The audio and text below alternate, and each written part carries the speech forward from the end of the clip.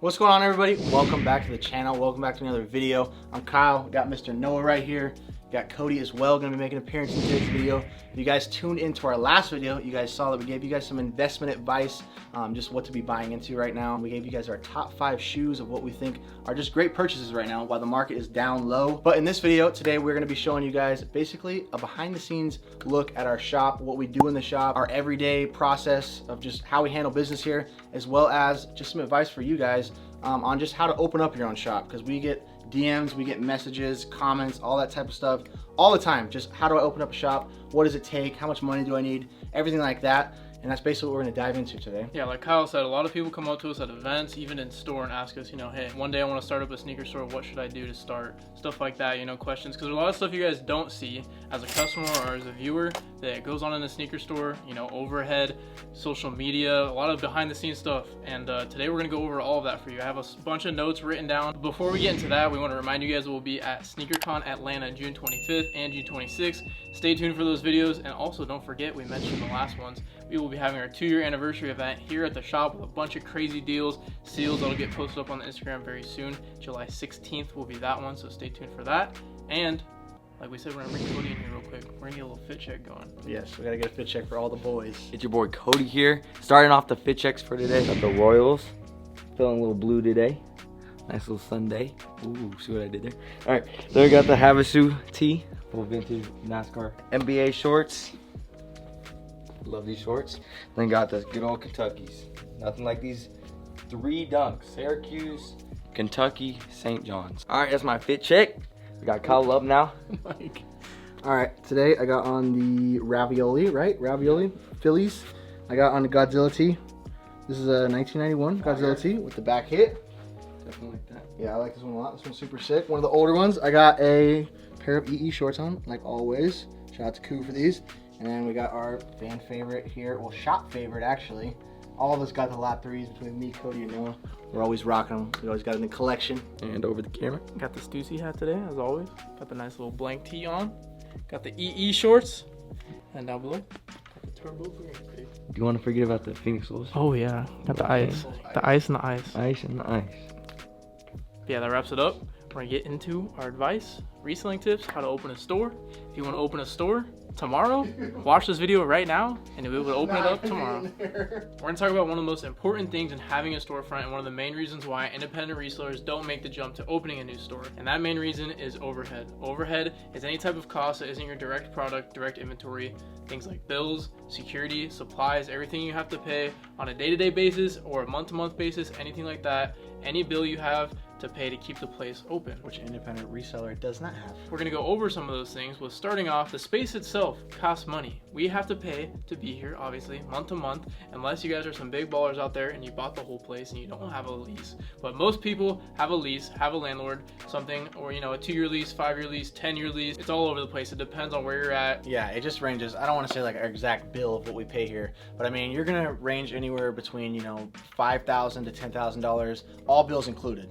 So I mean, your base rent is usually going to push, close to $5,000, depending on where you are. If you're in LA or New York, your base rent's going to be pushing $10,000 to $20,000. Yeah, and that's obviously all based on square footage. Yeah, as well. Yes, exactly. If you want a 1,500 or 2,000 square foot place like ours, you're probably going to be pushing 10 grand a month in base rent at one of those bigger cities. Smaller cities like here, you can probably get it around 5 grand, 4 grand, 6 grand, who knows? But like I said, that's just base rent. Yeah. We've looked at a lot of spots here, and that's kind of where it varies in the Phoenix area. So I mean, you have your base rent, you have your Wi-Fi, you have your security, you have your electricity, you have anything and everything.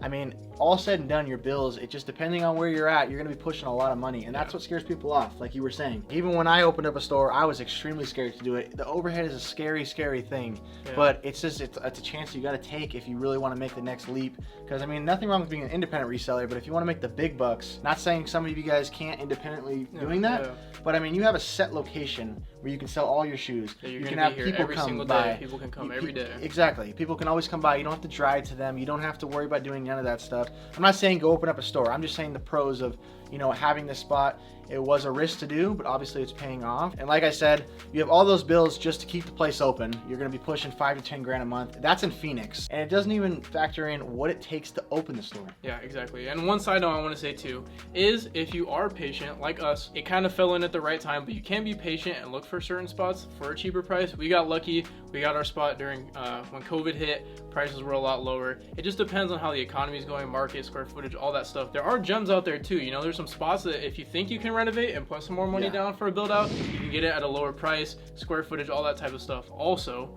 here we save money too by being in this spot because we use our space, we utilize it to its fullest. We don't have any wasted space in there. We don't necessarily, we'd love a bigger space, but with a bigger space costs more money. So we utilize the space that we have, we make it work.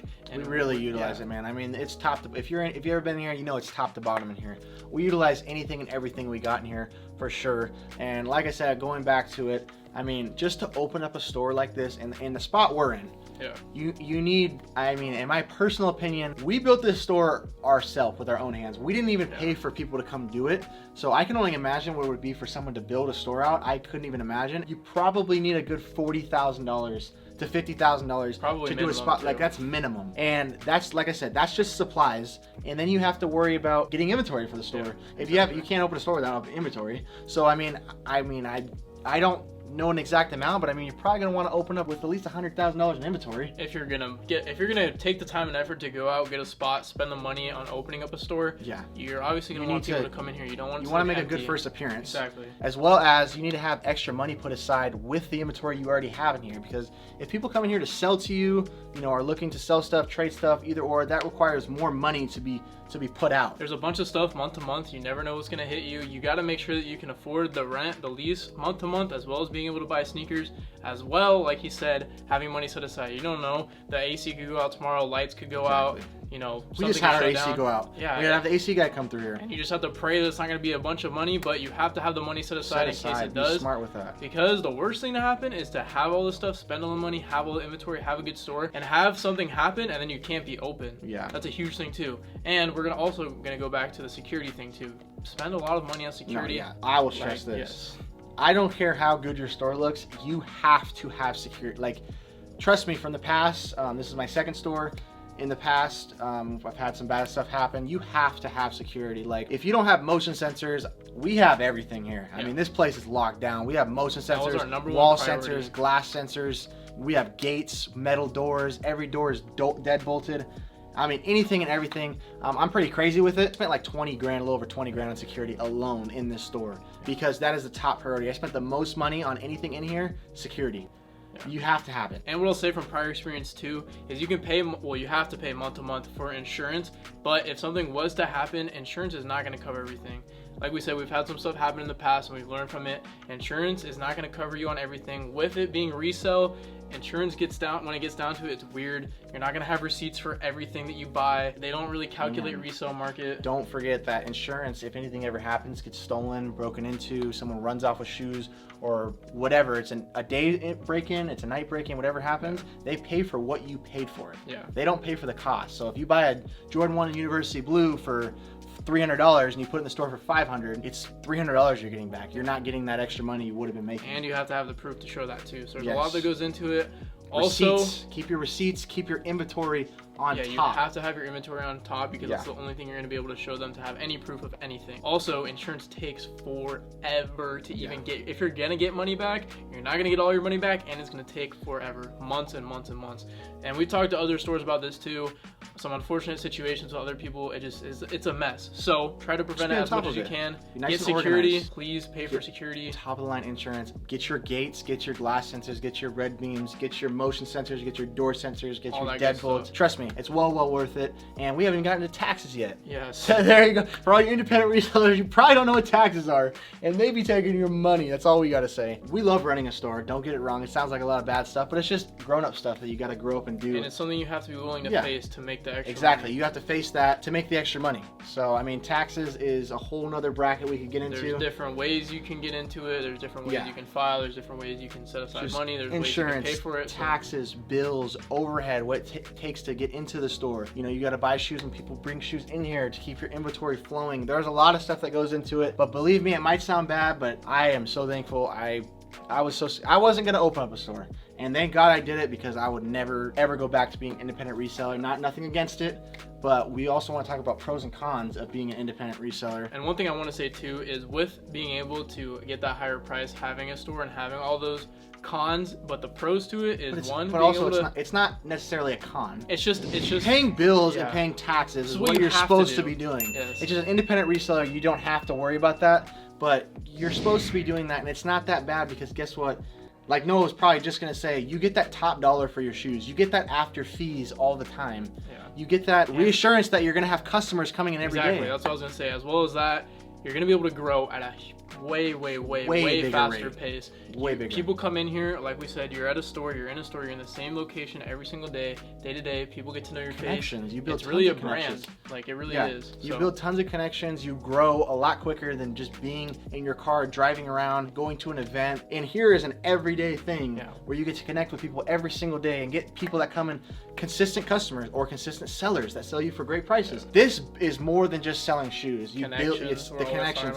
Connections is in everything. If you don't believe in connections, you're not believing in success. Then don't honestly. get a store. Yeah, don't get a store. And with all this stuff too, we're just giving you a generic overview of everything you have to pay, but we're not telling you how to pay it. There's different ways you can do things, different ways you can file for things, different places you can find, different ways you can, you know, have other money to pay for the spot than just selling shoes yourself. There's lots of things you can do, lots of different ways you can make money to make it work. And our build out might not be the same cost as your build out. Exactly. It might not be $50,000 like it was for us, or whatever it is. It all depends on where you're at, what you want. But appearance is everything. I would say don't go cheap on the build out, and don't go cheap on your security. But yeah, those are the biggest things we're gonna leave you guys with in our whole, you know, this is the big boy stuff. This is the big boy store.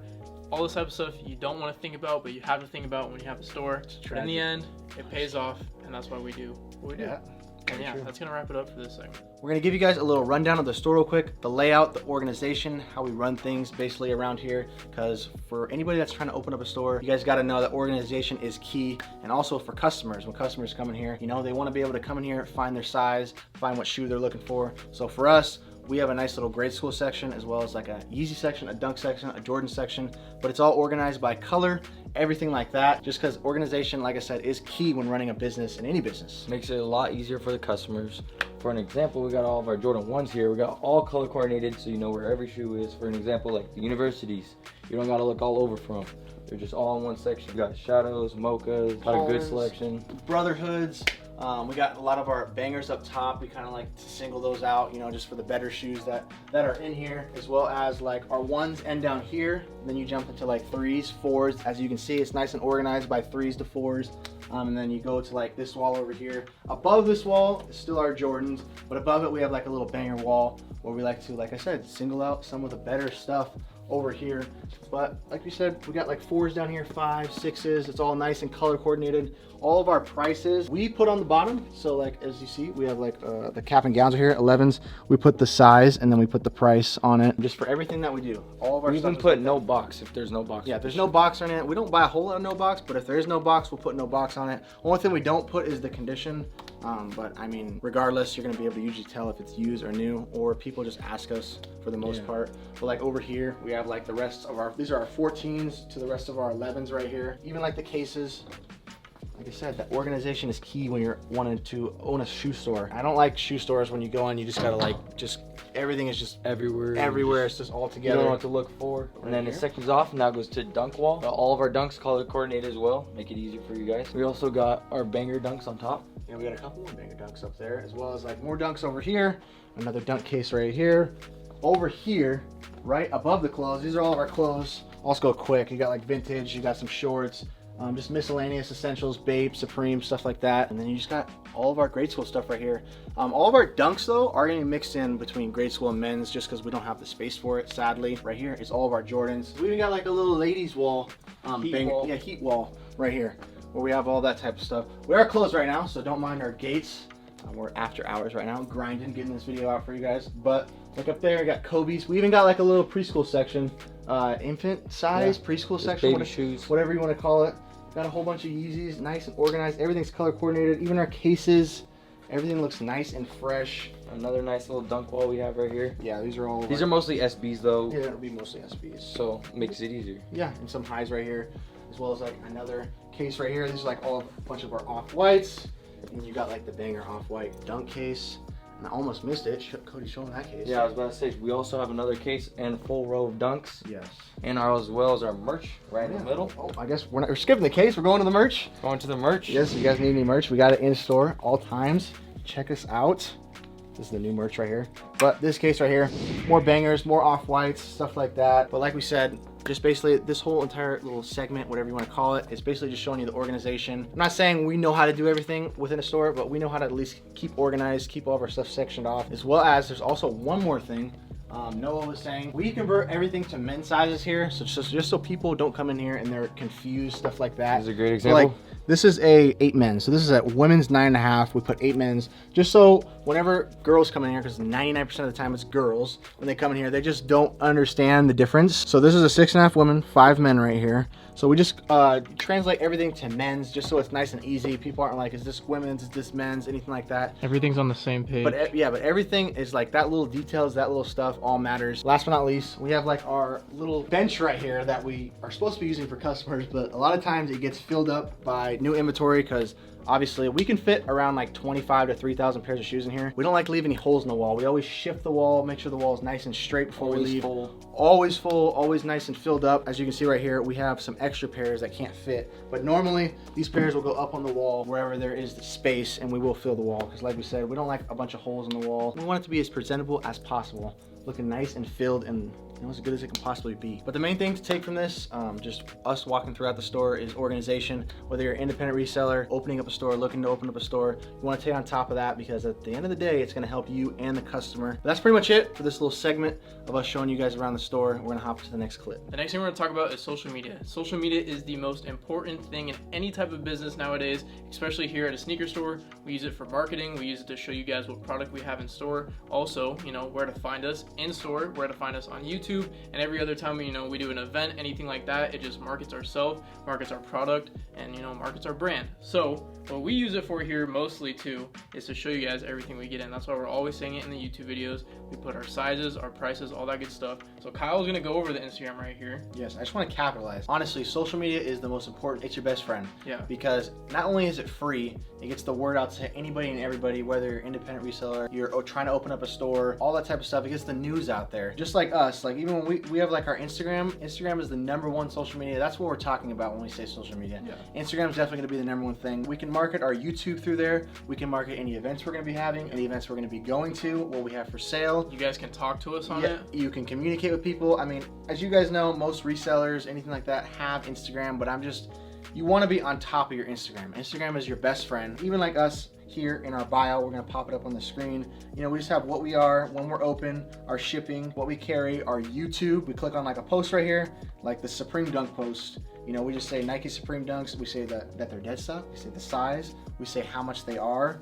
Also, if you scroll over to like another post that's like more multiple shoes, like with the white cement 4s, PSG 4s, cool gray 4s, and black hats, we say like if it's dead stock, the size, the price, anything and everything like that. We even have our store hours, our location. You just want to utilize as much as you can because you don't know when this will pop up in the Explore page. Anybody can find you at any time. You want to have a nice clean feed. Exactly, that's what I was just about to say. Yeah. Nice clean feed, because that's what separates you from a lot of other people. Because yes, social media is free and it's a huge free tool, but a lot of people don't do it the right way. And so keeping it clean and consistent like this helps people. It's just more pleasing to the eye. It's easy to look at. It's easy to see, find what you guys are looking for. Yeah, like we have all our shoes posted up on here with other stuff, as well as like our YouTube. Like if you click on our YouTube post, we post all of our thumbnails on there saying when we posted a video. We like to do everything the same just because we think it looks clean, but you have someone like Round 2 that does different spots. We used to do that. I'm not that big of a fan of it anymore. I just feel like it grew stale for us. But like Round 2, they do stuff in rocks. They do stuff with plants. They do stuff posted up. They do stuff on the shelf. They do stuff all over the place, which is amazing. They're the one that started that. Yeah. I mean, they started a lot of stuff in this shoe game, but like they started that with the Instagram. They have an amazing feed. We personally like more of a, a simple feed. We do a little bit of the turf with the concrete, with the boxes, the shoe boxes, stuff like that. But we are always switching it up too. So again, like we're saying a lot of these things is don't be stagnant. Yeah. Switch it up, try new things. You don't want it to be the same all the way through, but at the end of the day, keep it clean, keep it organized, because your appearance is everything, especially on social media. Yeah, and like Noah said, we always switch it up too. We're always trying new things. We'll scroll down a little bit. You can see that we just have like a normal concrete look to our pictures at first. I know it's not that much of a change, but like that little stuff changes stuff up. You know, I wanted to try doing something with turf and concrete at the same time. Also, a little side note is, you know how big social media is. There's people out there with hundreds of thousands of followers, and there's accounts out there that'll literally just repost clean pictures of shoes, outfits, anything like that. Accounts like Hidden New York, as well as Lil Jupiter, that have literally hundreds of thousands of followers, celebrities, everything that'll see your post. A little bit ago, Lil Jupiter actually reposted one of our pictures of an off-white Presto. It was literally just like our Instagram feed, a normal post. We just posted an off-white Presto for sale, and somehow he saw it and posted it. We gained a bunch of followers from it, from just having, you know, a clean feed, a clean post. You never know who's gonna see your picture, whoever's gonna repost it. So always keep it clean, keep it organized. But use Instagram. It's free advertisement, free business, free communication, free. It's all free. Utilize it to its most, and you will be hopefully successful. Yes. The next thing we're gonna hop into is our inventory selection, what we try to take in, what we try to sell. Here at Phoenix Souls, we try to keep a huge, diverse inventory, old stuff, new releases, DS, used. We do it all because we wanna maximize our potential to make a sale, and we wanna have, you know, the most inventory for you guys to be able to find something that you want, whether it's the price range, whether it's your size, colorway, anything like that. The more diverse your inventory is, means more sales, means more customers, different types of customers. Like, for an example, obviously we know the dunks. Dunks are hot, you know they're gonna sell.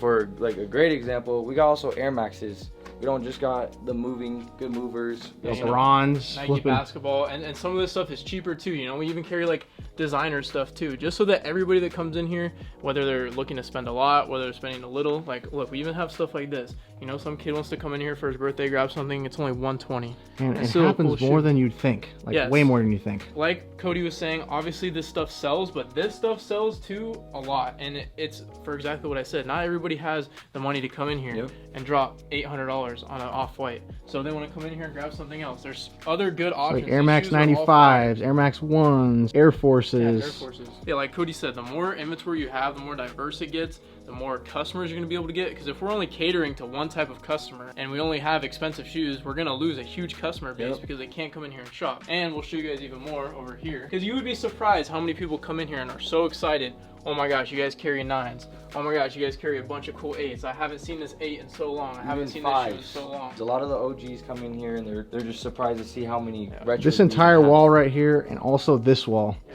exactly. Nobody, like majority of most stores don't have anymore. Obviously it's harder if you're an independent reseller, or you know, you're opening up a new store to go out and spend a bunch of money on inventory like this. It's good to accumulate it over time because it's going to expand your customer base. It is cheaper to buy into too. You can grab this stuff, you know, cheaper. We get a lot of these we get for like $100, $150, way cheaper than the average shoe in here. Yeah, so it's gonna move slower, but you're gonna get more customers in here that are, you know, it's gonna come back to return to buy stuff like this because they can't find it at other places. So you're bringing in something that people can't find all the time, and it's cheaper for them too. We buy it cheaper, we also sell it cheaper. You know, a lot of people come in here, I haven't seen this shoe in so long, I thought it goes for this much, but you know, we're able to get it cheaper, so we sell it for a little bit of a lower price. Yeah, a lot of this stuff is actually pretty well under market. Like a lot of our flu games, these are definitely under market. Yeah, people come in here all the time. I mean, we had a group of kids came in here yesterday and they were like blown away, just like with all the older stuff we had, all the cool retros, from 1s to 13s to 14s. We carry it all in here. So don't be stagnant. Yeah, don't be stagnant. Don't be just buying black and white dunks. Hype you know, stuff. We actually do what we preach in the videos. I know it's crazy. A lot of people don't do that. But when we talk about,